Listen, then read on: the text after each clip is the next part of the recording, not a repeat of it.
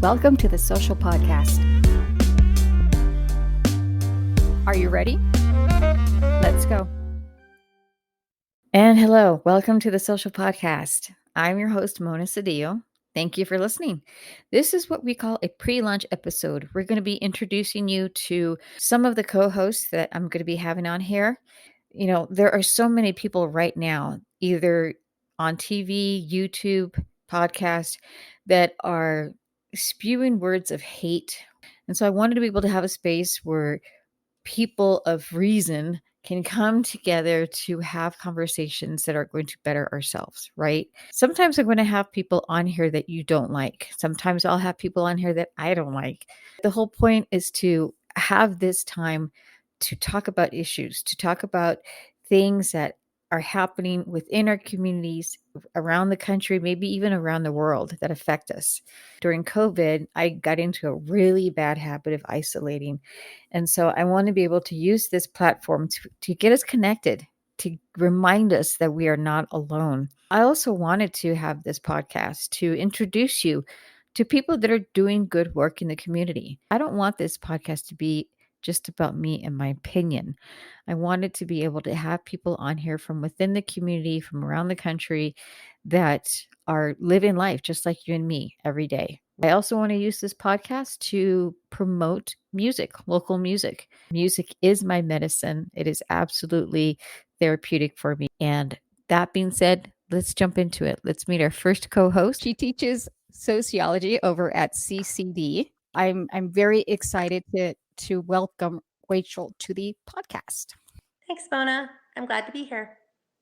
I'm really glad you're here. I'm excited because I know that we've talked a lot of times in person and in passing, and you just seem really insightful. You seem like you're very aware of situations, and you see the urgency and the importance of knowing truth and actually empowering others.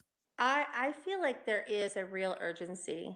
I feel like we're at this point where the sky is falling. There's a precipice of where we're at in both education and the environment. There's so many intersections, it's crazy. And so I really need an outlet to be able to share this information with, so that maybe, I'm not telling people what to do in a lot of ways. I am telling people this is the information. It bears the conversation. It bears the conversation, and a much more nuanced conversation than what mainstream media has to offer.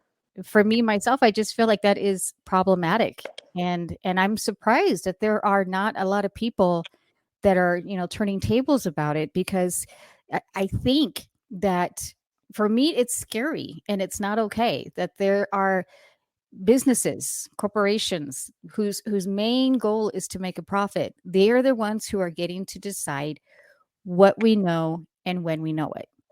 Absolutely. And I feel like that the more voices that we have that are real people and speaking real truth, that, a better chance that, at least some of us have, with not completely submitting to this crazy machine. Right. Absolutely. And because of all of the systemic nature of Mhm. all these processes and this, colonization, white supremacy, all of this is baked into just the United States fabric. There's not a single state that isn't experiencing some sort of battle, some sort Right. of oppression. I wanted to be able to get people connected. I wanted to be able to bring people forward that, that are making a difference, that they're getting involved, in the hopes of not only helping them get support, but knowing that there's a really solid good chance that there's at least one or two people out there that are going to listen to the story or listen to the conversation and say, that's what's happening here. Mm-hmm. And then hear about what this person did. Like, how did they resolve it? What did they do to provide a solution, and get ideas? Because I think that's a big thing that COVID did, is it isolated a lot of people. And we're still kind of isolated. And I think the fact that our news, in whatever fashion, is filtered, so we don't hear everything. We don't hear all the stories. We're only hearing like I feel like we're only hearing about 10%, Oh you yeah. know? Oh So yeah. that's why I wanted to do this, was to, again, to get people connected, to remind people they're not alone. And I was talking to Brother Jeff yesterday, and I told him, I said, that's one of the reasons why I love your show that you do. I love the cultural center that you have. I love your work, because you are daily reminding people that they're not alone, and you're talking about things that need to be talked about.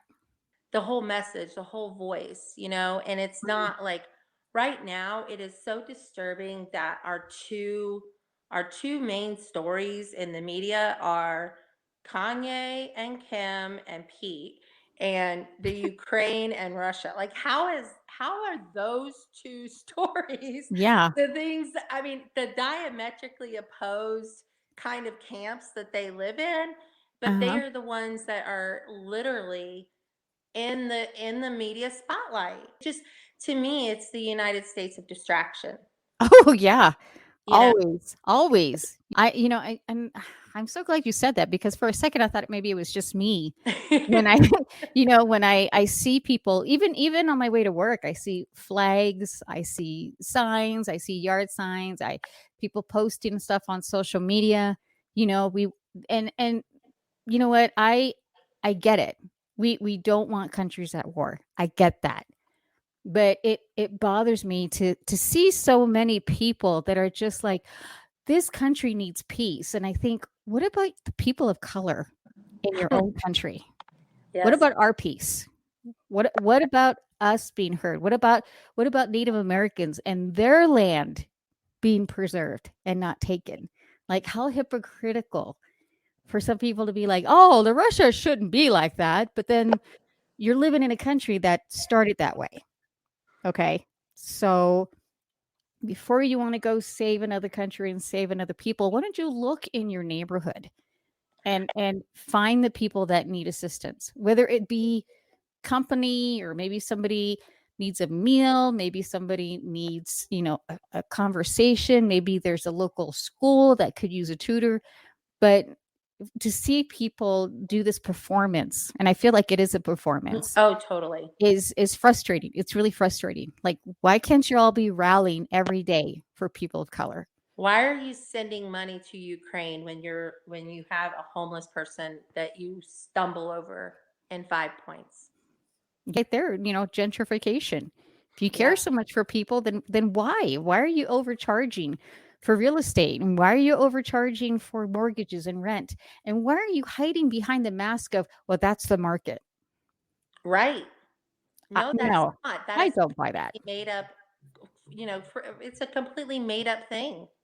Completely. You get to pick the price that you're going to charge somebody. Yeah. Nobody's holding a gun to your head to make raise your rent $300. Hmm. Nobody. Yeah. You're doing that for yourself, for Yeah, your own exactly. greed. Exactly. And so that's what I think about is, I see, especially in Denver, you see these empty warehouses, you see these empty buildings, you see these homes with all these for sale signs.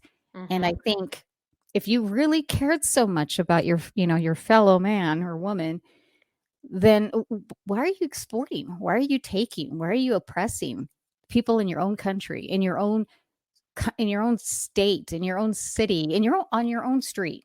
You're also disconnected. And until we really understand that we are all connected, all of these problems are going to continue to get exacerbated. We are all connected. It's all connected. Well, and it's really interesting with you saying that, because did you ever see that video?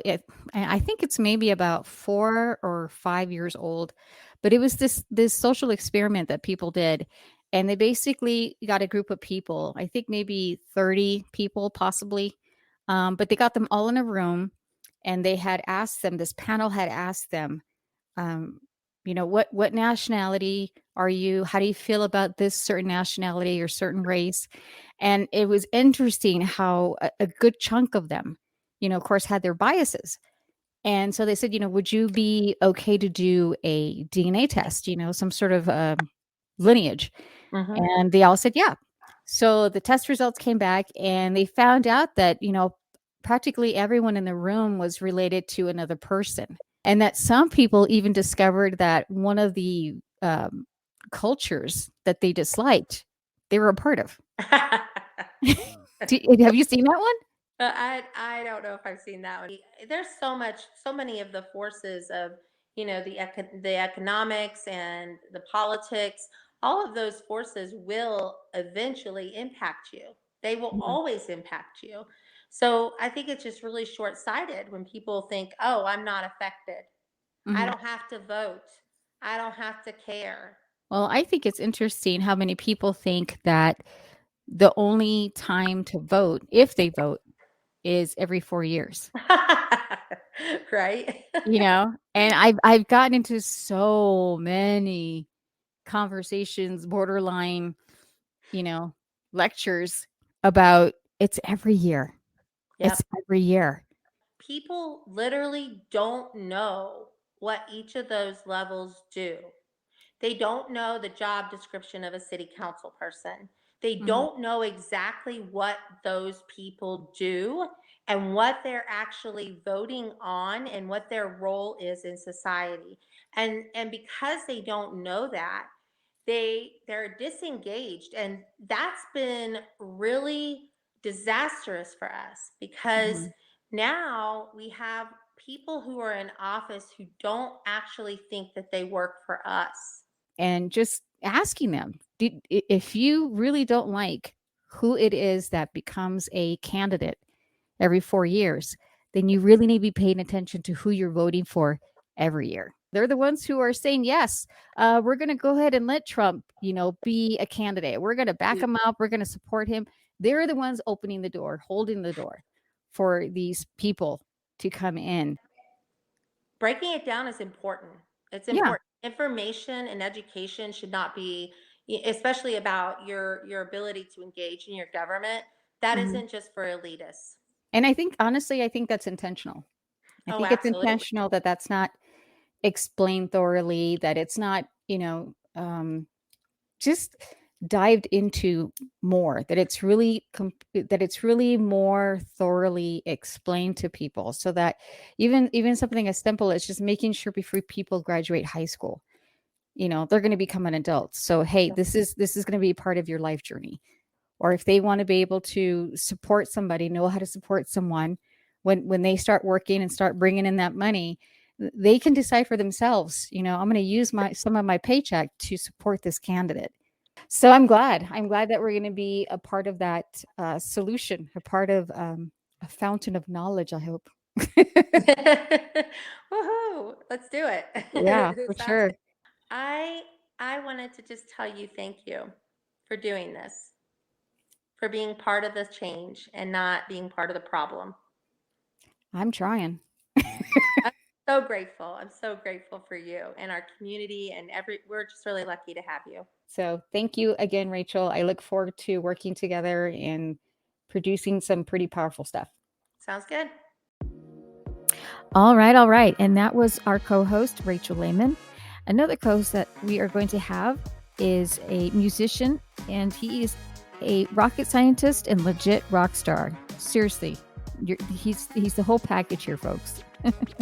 I'm very excited that he was on board to not only write the song for the podcast, the theme, but he's also agreed to be a co host. So, without any further delay, everyone say hello to Armando Lopez. Hi, Mona. Happy to be here. Thanks for having me. Yeah, yeah. I feel like you're, out here with a similar mindset of looking to have an impact on what the world around us, and not only remark on it and observe it, but try to think about, what we can do about it. And so, in that sense, you have conversations about the state of the world, which is oftentimes, super tragic, and it's important to bring to the table and keep reminding people just through social interactions and being out in social situations that it doesn't have to be this way. Mm-hmm. I feel like whenever we talk, whether it be online or in person, you tend to be more optimistic. And that's one of the things that I thought would be really great about having you be a part of this was because you do. I'm older, so I've tended to see it a little bit more. So there are times that I'm just kind of like, well, that's just how it is. I'm Mm. kind of like jaded. But whenever I see you, you seem to be in this motion of trying to find a solution, trying to find hope. Um, Despite whatever statistics or data that we find. Right. What are you hoping to bring to these conversations? Yeah, I think optimism is definitely one of my core values with how I interface with the world and world events, and bringing that to the local stage, because we are, it escalates pretty quickly. You go out in the world and you see this exceedingly complex system of, history and current events, and people that seemingly can't get along, age old prejudices, biases, isms and schisms, and it Yeah. seems so complex and so incapable of affecting. And then, you bring it down to the local level, and I think without too much of a stretch, or too much, you don't have to strain very hard your imagination to see that the events happening at the local level, especially in a city like Denver, especially in a place where there's people from all over the place, kind of a melting pot here in the Midwest. We have, Mhm. we are living examples of these things that are happening on the world stage, at a bigger level, at the national and international level. And we see, like, just in the events that happen through the people that we know, performers, entertainers, artists, activists, leaders, um, all these people are human too. And so they get a platform, they become public figures in their own right. We have a chance then at practicing things like restorative justice for real. We have a chance at changing the history of retributive, retribution, vengeance based justice that our entire legal system is based on. Mhm. The entire prison system is just based on punishment. We have all these questions of, like, okay, what, the work on imagining what different could be like. And I think people who are capable of that imagination, who are asking those questions, you might feel the same way, but I feel like we have some kind of, like, obligation or calling to do so, if we're capable, because a lot of people, I feel like, haven't been given the opportunity to even imagine something different. So that was the goal, was to bring encouragement and bring hope by sharing good work that people are doing, you know? And the good work can come from art, music, legislation, Mhm. science, you name it. For me, working in media, I got to a point where I realized I I want to be able to know when I'm all said and done that I can look at my kids and say, you know what, I did everything I could for, to have a better place for you, Yeah. growing up. You're optimistic with a lot of the work that you do. Where does that come from? I've ever since I was young, my parents kind of implanted in me this desire to achieve and to overcome and to just seek out, these great unsolvable problems. Some Yeah. some people are so economically oppressed and depressed and crushed, and that they could care less. They already, to them, the world's already ended. I actually went to school, studied material science for a number of reasons, but one of those was to, be part of the solution. I did see some of the most brilliant people in on the planet, working very, very hard every day to come up with solutions for a number of things, right? Energy, pulling carbon dioxide out of the air, and almost feeling like I have to be optimistic, Yeah. there's a there's actually a Facebook meme page I really like. It's called Ominous Positivity. And it's got memes that will say things like, um you are going to get better, you have no choice, or like, it's like, and it's kind of wild to think about, because it's like, a lot of healers, feel like we're on this earth to heal, but that's we're carrying generational trauma, Yeah. and that's a big piece of conversation around justice work, right? It's Mhm. generational trauma. To move that healing forward is to believe that everyone's capable of healing, I think, is its own kind of core optimistic outlook.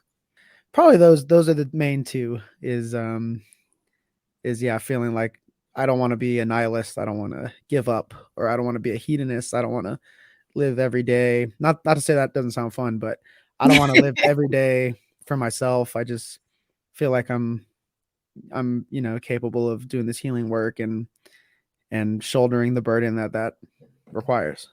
When you were sharing about, how you're choosing the attitude of you're still going to keep your head up. I was thinking about this. I wish I could remember, but there was this movie I watched. Gosh, I think it was like late 80s. It was all about a teacher that was to overlook this group of kids. I think it was a choir or theater. The story of the play, and it actually was a musical, was that this island was sinking. And so some people left and some people stayed. And for some reason, these people decided that they are going to celebrate life still.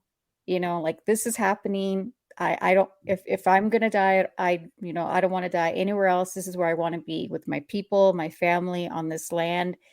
It was really neat because at the same time that the teacher was trying to get these kids to understand what was happening so they could, get in touch with the character. Mm. The school was getting ready to close. The school district was going to shut the school down, and it was high school kids. They realized that, wow, this school's going to be done after this. Like, this is literally our last year here ever. And it was just so emotional because they're singing their last song when they're just talking about how we're going to celebrate life, and we're going to dance, and we're going to sing, and we're going to play instruments, and we're still going to celebrate, because the life we've had so far, it hasn't been bad. It's been good. And they said, you know what, I'd rather go down singing and embracing each other. Wow.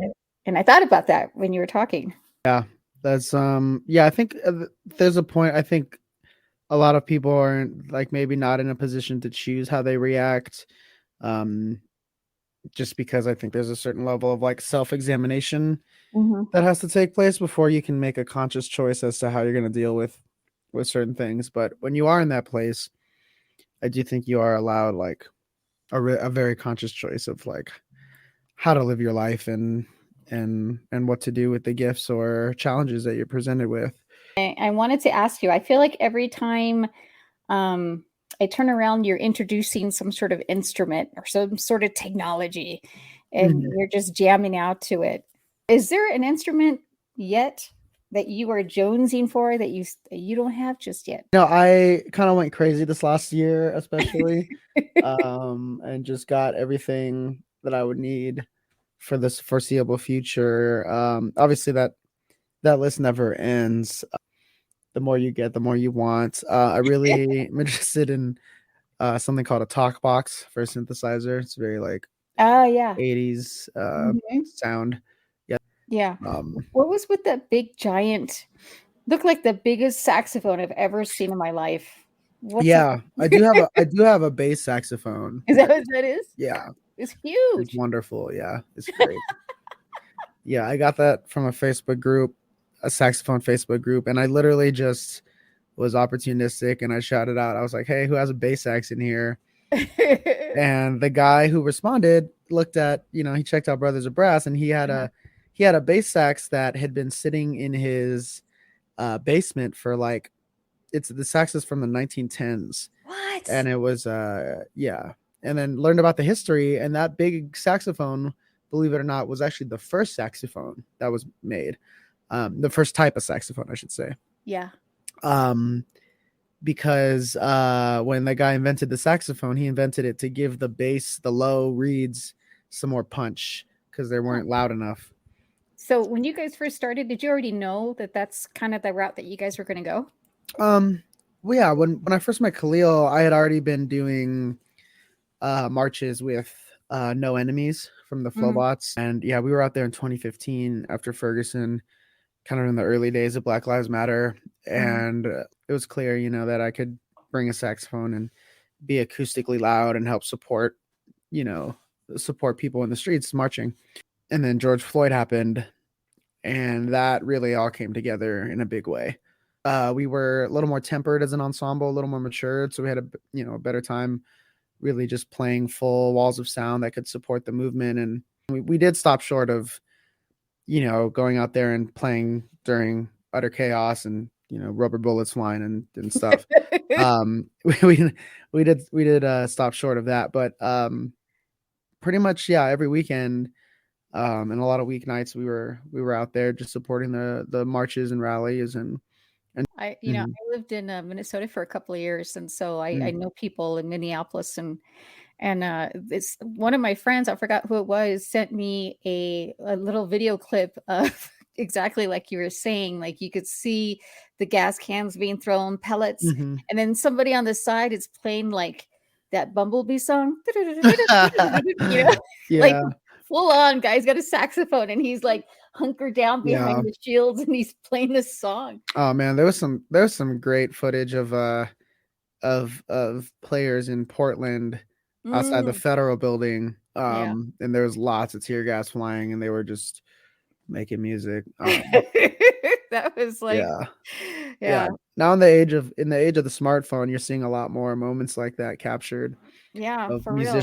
musicians on the front line. And it's crazy to think too, like in revolutionary times, like they would just have musicians out there getting Yeah, just shot up, like for real. and just playing the drums of war, the literal drums of war, not the Yeah, that's pretty yeah. wild.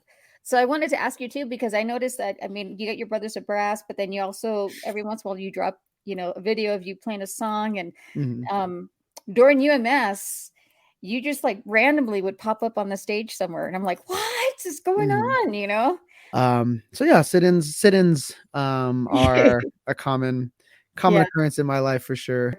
You are a scientist. And you don't even know how, when I was much younger, I tried to learn how to play the piano.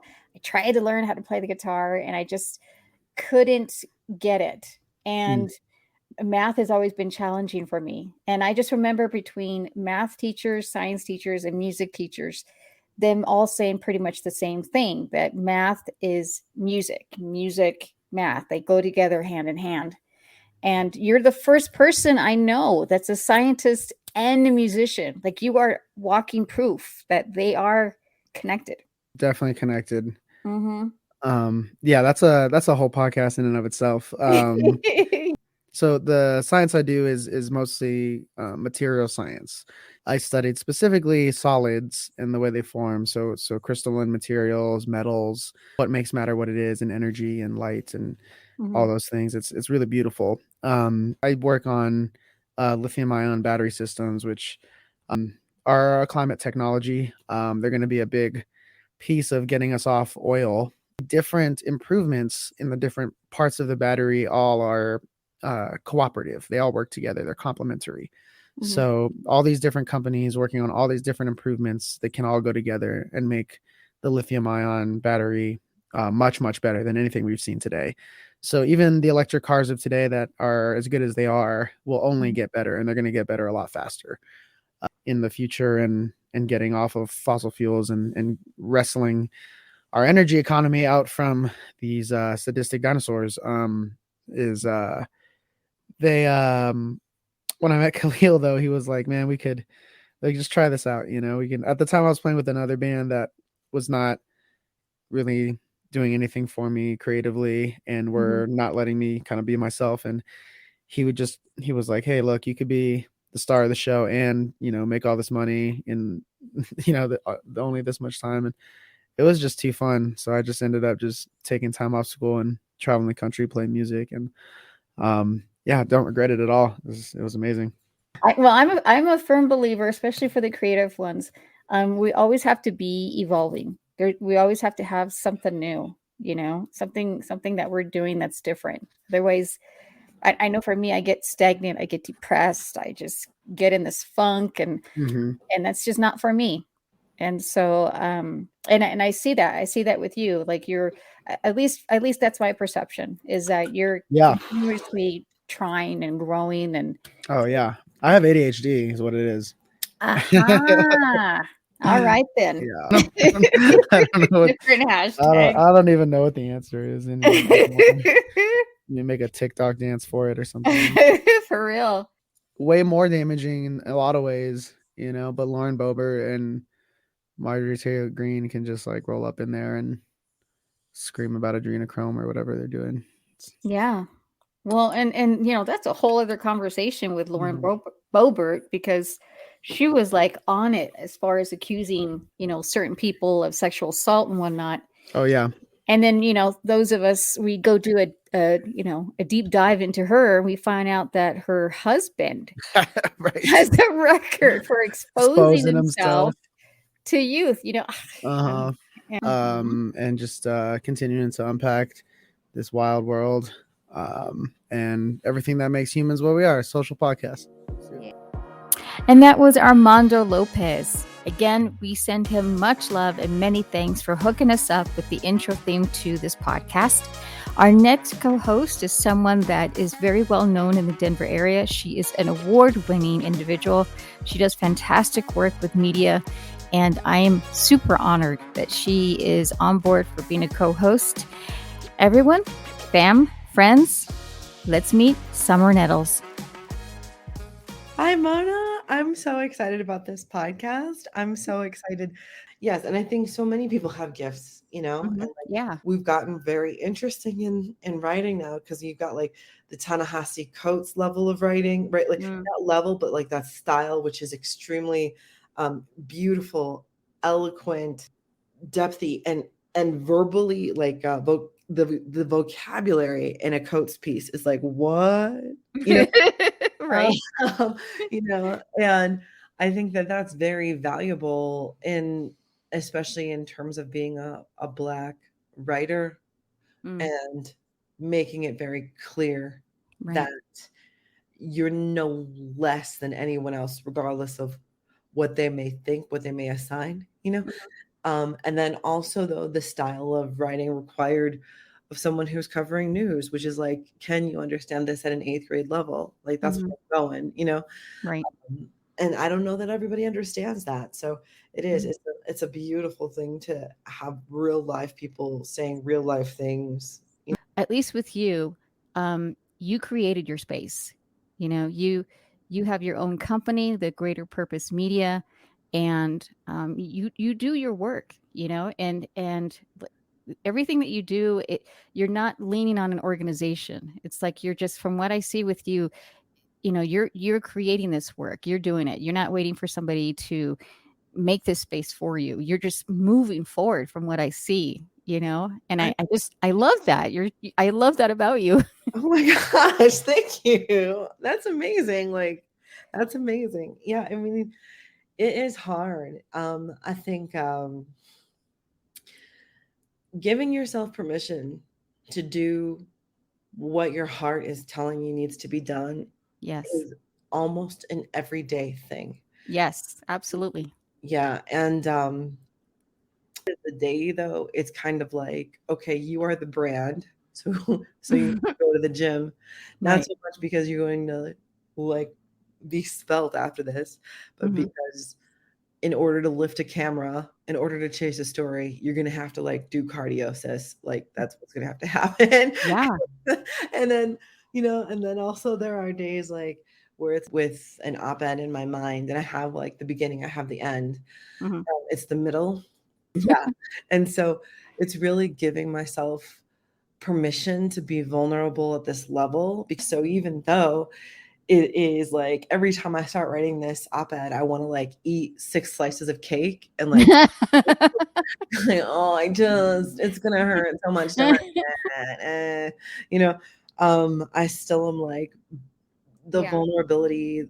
What you show people here is going to empower them, and it's going to articulate things that folks in the House and the Senate do not even know, because unless you've experienced it, you don't even have any idea of how crazy and how well crafted this system is to get people out of their homes. I just want to say, like, do it because Yay. because that story needs to be told, and I've been talking to a few people, obviously, and the whole situation with the HOA is very much like what's happening with their teachers, what's happening with just various different other spaces where we're finding places where people of color have, one way or another, whether it be through a degree, they own a house, they own a business, but we've done our work. We've stepped up, we've saved the money, we bought this, we invested, whatever.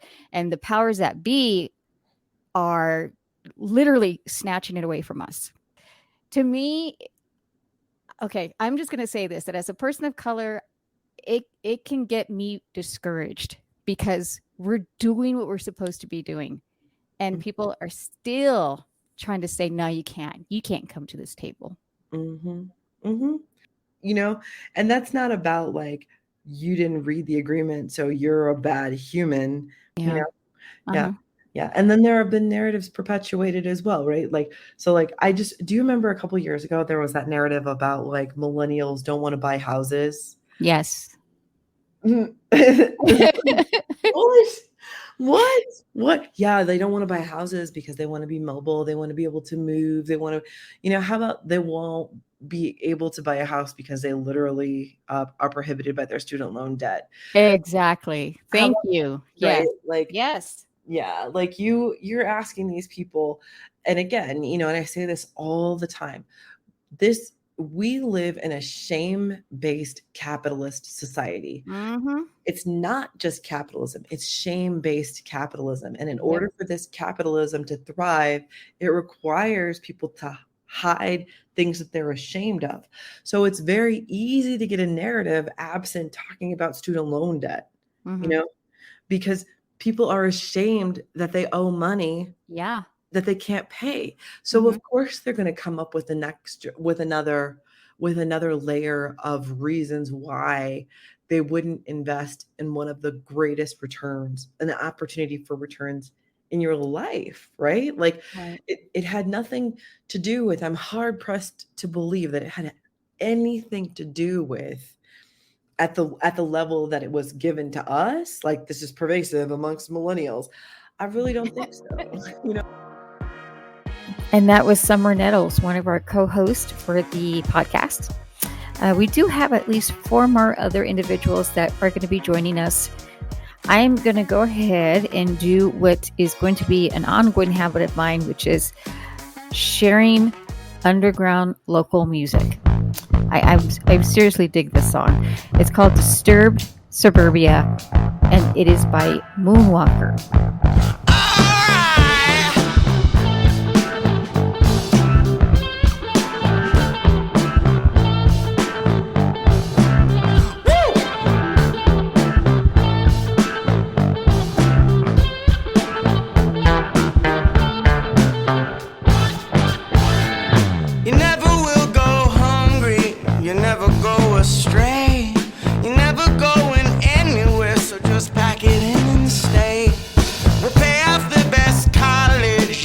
You the best degree, and when you learn to listen, you'll play a little cog in a big machine. With all your fears kept behind a wall, a white picket fence will make your world feel small, so we can keep you there for a lifetime.